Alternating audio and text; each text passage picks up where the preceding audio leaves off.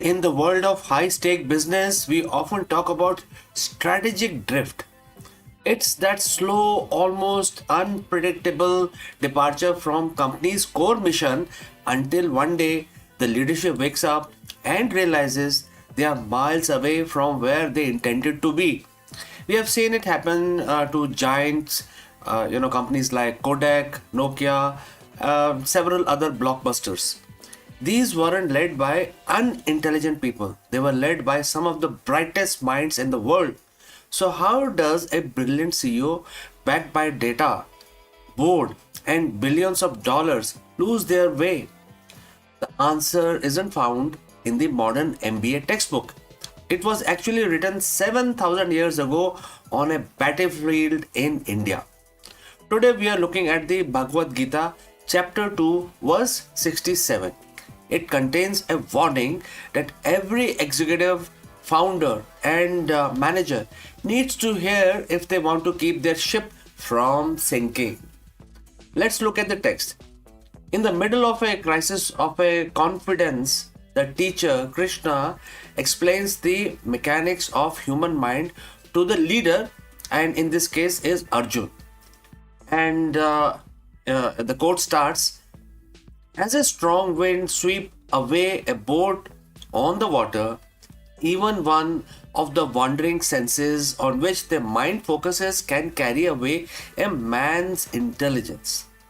Let's break down this metaphor here because for a CEO, these aren't just poetic words, they are potential risk. The chip. This is your prajna or your steady intelligence.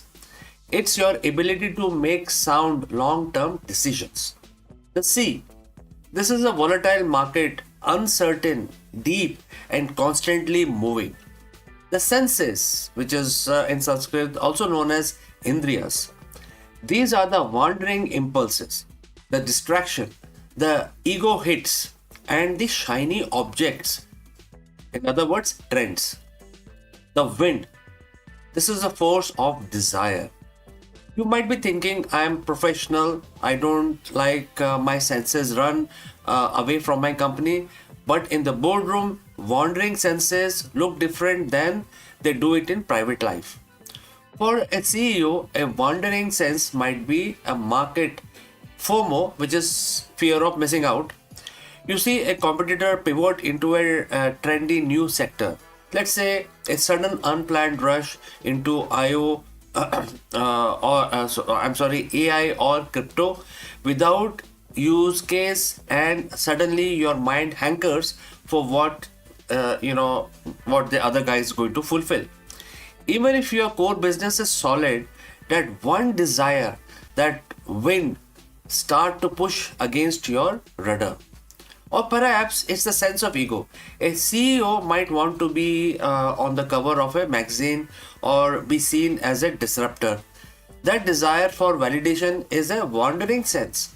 The Gita warns us it only takes one, and you don't need a dozen distractions to ruin a strategy.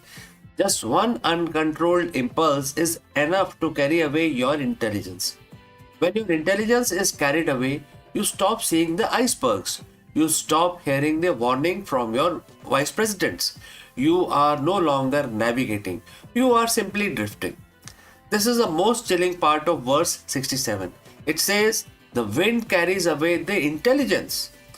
It doesn't say the wind carries away the lazy or the uneducated. It specifically mentioned the prajana, the refined, sharpened intellect. This explains why the smart CEOs do dumb things. Intelligence is a tool, but it is a tool that must be steered.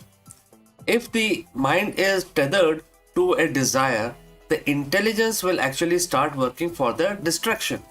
Psychologists call this motivated reasoning. You want a certain acquisition to happen because it makes you feel powerful, which is the desire. Your intelligence then kicks in to find the data to justify it, ignoring the red flags. Your intelligence hasn't disappeared, it's just been hijacked by the wind. So, how do we steady the ship?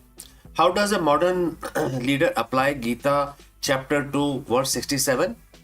First, identify the wind. Every morning, ask yourself, what is your one sense currently pulling at your mind? Is it a craving for growth at all cost? Is it a fear of specific competitor? Name it. To name the wind is to begin the neutralization of the whole syndrome. Second, strengthen the rudder.